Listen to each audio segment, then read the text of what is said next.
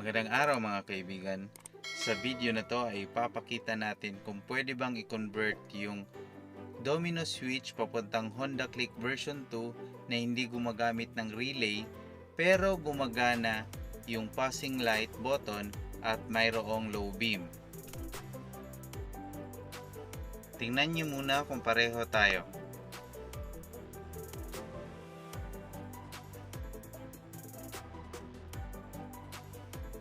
Simulan nyo sa pagputol ng mga wires ng Honda Click na switch. Tansyahin nyo ang haba para makapag-adjust kayo.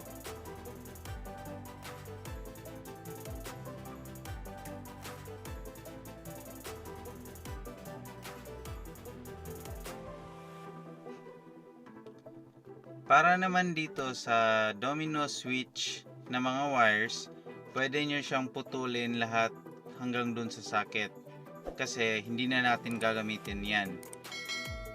Ikakabit kasi natin yung Honda Click na socket papunta dito.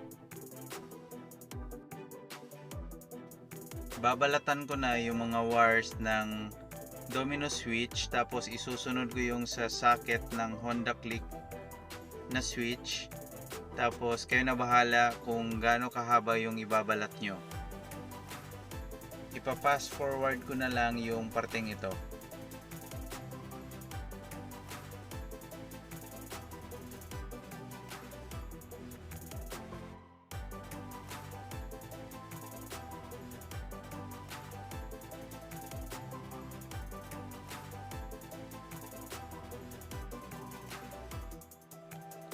Magsisimula na akong magdugtong, ipa-flash ko na lang yung color coding nito.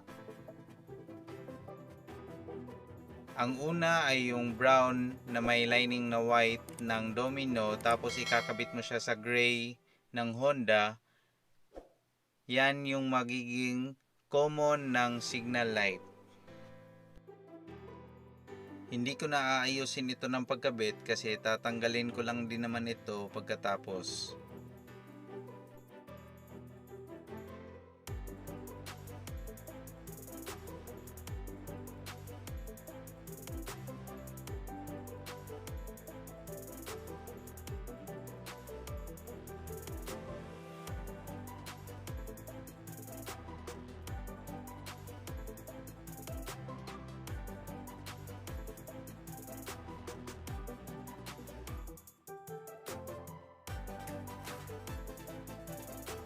Yung kasunod ay yung brown ng Domino Switch at ikakabit mo siya sa orange ng Honda Click.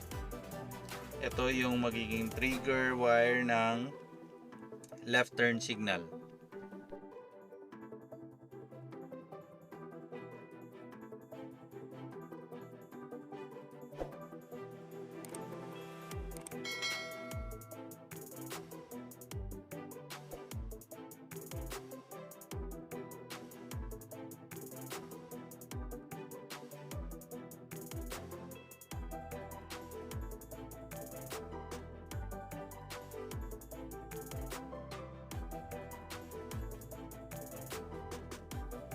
Green wire ng Domino ikakabit mo dun sa sky blue ng Honda. Ito yung magiging trigger ng right turn signal.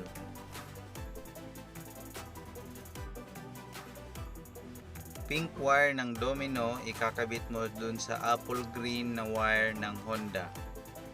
Ito yung magiging wire ng horn.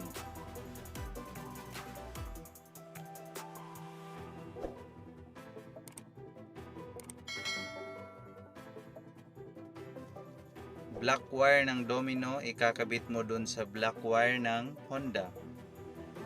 Sa horn pa rin ito.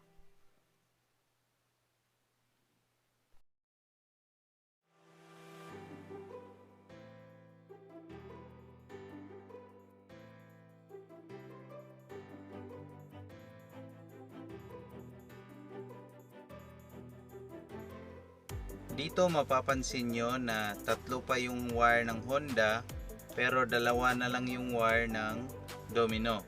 So yung gagawin natin is kakabitan natin yung Domino ng isa pang wire. tanggalin nyo lang yung mga screw na nakakabit para mailabas nyo yung mismong button ng low beam, high beam, tsaka passing.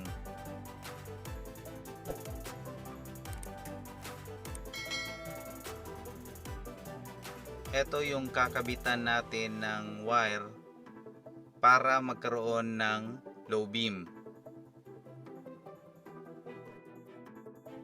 Di ko na ipapakita kung paano ko hininangan kasi pangit ako makapaghinang. Itong kulay green na wire ang idadagdag natin dun sa hininangan natin para magkaroon ng low beam yung switch natin. Ang supply ng high beam ng Honda Click version 2 ay negative. Kaya kahit paandarin mo ito nang walang switch na nakakabit, high beam pa rin ang ibubuga nito.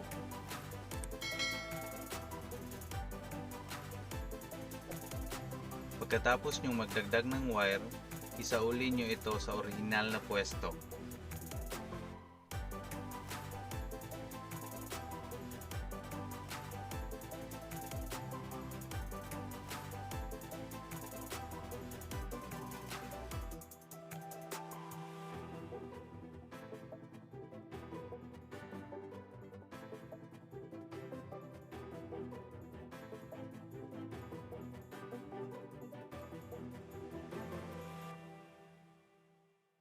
Ngayon ay mayroon na tayong tatlong wire ng Domino tapos tatlong wire ng Honda.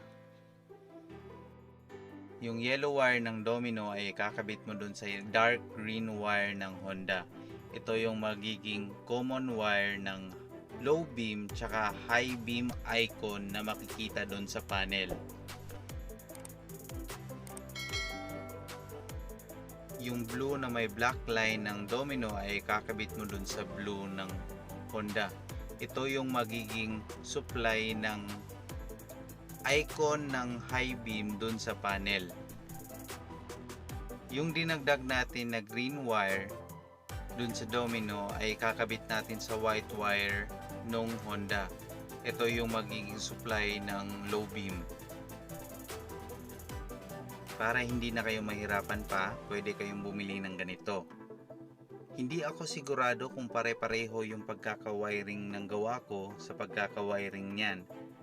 Pero kung pareho man, ipapakita ko kung bakit hindi gumagana yung passing button switch.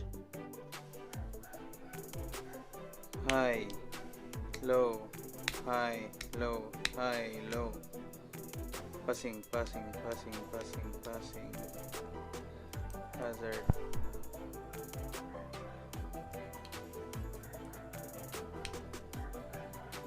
Passing, passing, passing, passing, passing.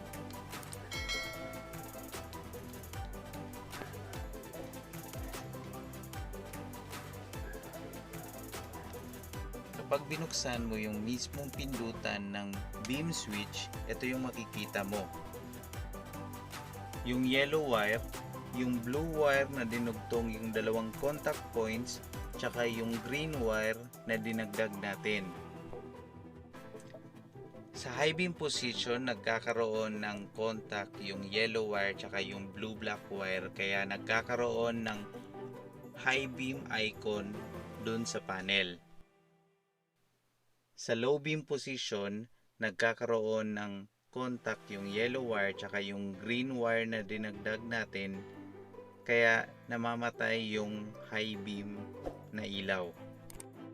Kapag pinindot mo ang passing switch, magkakaroon lamang ng high beam na icon dun sa panel pero hindi magkakaroon ng high beam na ilaw. Ito ay dahil nakakontak pa rin ang yellow wire tsaka yung portion ng plate na kung saan naka-attach yung dinagdag natin na wire. So paano ko napagana ang passing switch kahit walang relay? Ito yung ginamit ko. Pinatakan ko lang yan dyan ng 3 layers para kahit mayroong contact, walang continuity yung green wire tsaka yung yellow wire. Kung ang tanong ay kung pwede bang gumana ang passing switch ng domino sa Honda Click version 2 kahit walang relay? Pwede, pero hindi advisable. Di ako sigurado kung magtatagal yung nilagay kong shoe glue at sa tingin ko ay hindi siya nakadesign para lagyan ng wire dun sa ginawa ko. Ang mangyayari kasi pag pinindot mo yung passing switch ay magkakaroon pa rin ng contact dun sa low beam na wire.